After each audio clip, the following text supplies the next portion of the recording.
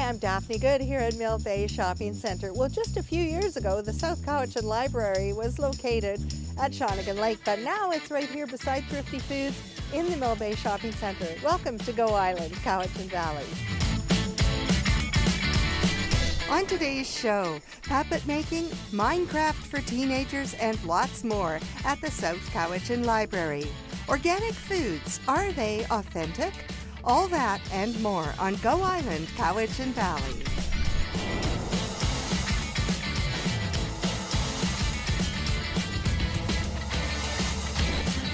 Go Island is brought to you by German Auto Import Network. The library here in Mill Bay certainly hides all kinds of great treasures and things to do, and spring break is coming, so it's a great time to tell you about it.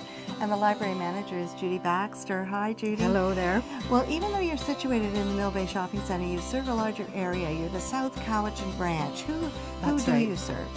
Well, our service community includes South Cowichan, Mill Bay, and Cobble Hill. So the cluster of all three.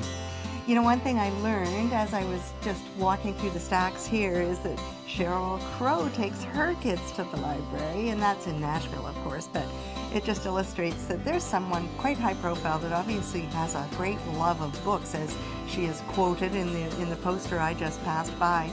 And it seems funny to me that one would have to sell the idea of reading, but I guess you do that every day.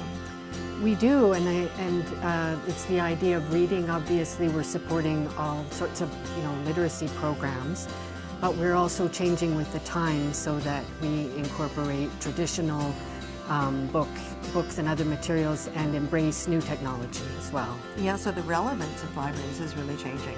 Definitely, and that poster you're referring to was part of a promotion that we were doing about a week and a half ago for a brand new resource in the library called Hoopla, which is a wonderful, huge database of movies, audiobooks, and music that people can have access to free with their library card. Sounds great. What a wonderful way to explore that world by just using the library. I also want to talk about the way that you support local artists. There's an art wall here, and as we look at it, can you tell us about how people can have their work actually put up on the wall? Yes, we're always looking for local artists to add to our list, our lineup. We have a space of wall that we have devoted to promote the artwork of local talent. And it's just on the wall opposite to where we are now. And it's been very popular. I think we're always booked about 6 months ahead. And every month we change it to a new artist. So it gives artists the opportunity to have to exhibit in a free public space. Because I think a lot of us think of a library as a bit of a living room, a place where we can spend time with others in our community. And really libraries have gone much past beyond books. Definitely. And we are trying to expand our services so that we are viewed in as the community living room, so that we try to try different programs for children and adults. We expand into partnerships with other community stakeholders, and we're no longer insisting on shh when you walk in the library, not at all. So yes, we're trying to evolve. Yeah, well, you have many things going on. We're going to be telling people about what to do during spring break. There's going to be tons and tons of things to do at your library. Well, of all the many things I would not expect to find in a library, it's the St. John ambulance and a therapy dog. So what's going on with that program?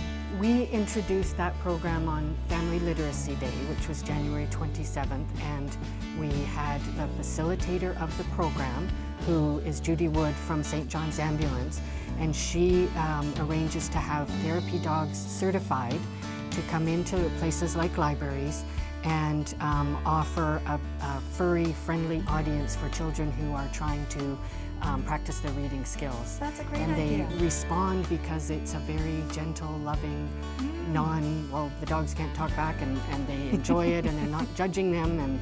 And so we introduced it at that program, and then we have subsequently had 6 more sessions scheduled, and it has been very popular. Wow, that's fabulous. Does it happen at a particular day and time? Yes, it's evolved. It's happening on 3 different Wednesdays and Mondays for now, scheduled, and then we hope to continue it beyond that after first week of April. Sounds great. Yeah. Now, Canada Reads is another terrific promotion. It's also a way that people can become involved in reading take a bit of a guess at some questions that you're posing? Tell me more about that contest. The authors and then the people lobbying for them displayed with a biography, and then what we're going to do is starting now, people can vote on who they think is going to be the winner. And then as the week, as they vote off a new author each week, then we will be left with the winner on Friday. And those who guessed the correct book will enter a draw and we will be giving away the book as a prize. Nice. There's some really good books. Can you tell us the list of books that you have going? Yes, I can. I've got them written down here. We've got Margaret Atwood's The Year of the Flood, which is the second in the Mad-Adam trilogy. We've got Joseph Boyden's The Orenda. We've got Half-Blood Blues. And we've got Rowie Hagee's Cockroach. And finally, Kathleen Winter, Annabelle are all the contenders this year for Canada Reads. That sounds wonderful, and it's a terrific way to be introduced to some new authors if you haven't already discovered them. Well, Judy, there's so much more to say. We're going to take a little bit of a break, and we'll be right back with more information about spring break especially.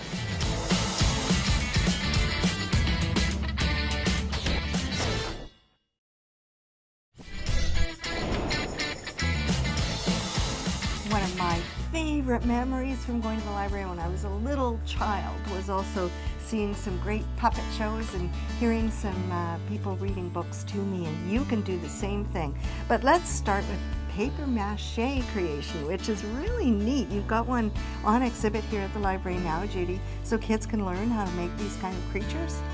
Yes, we had a beautiful dragon donated. It's just hanging right behind us here. By a local artist named Françoise Moulin, who created it as part of a program that she was involved in at the BC Museum, actually. And then she donated it to the library a few years ago, where we've had it on permanent installation. Had many compliments on it. It's very beautiful.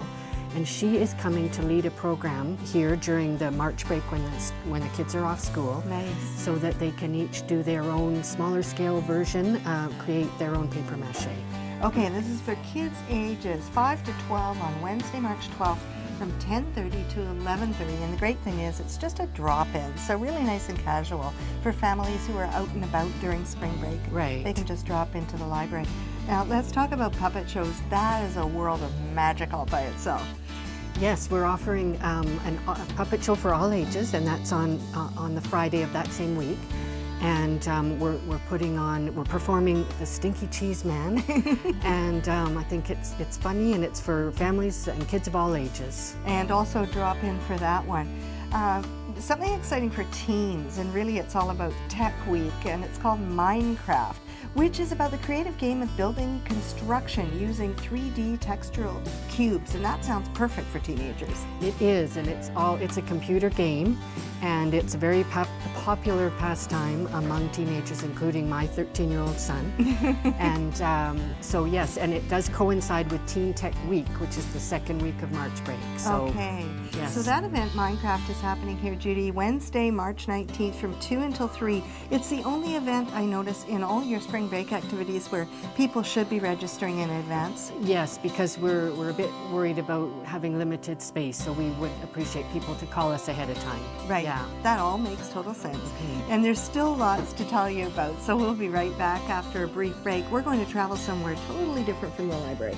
We're going to the BC Legislature to find out what's new behind the scenes, and our reporter Sean Leslie has that right after the break. And then Judy and I will be back to tell you more about what's coming up at the library here.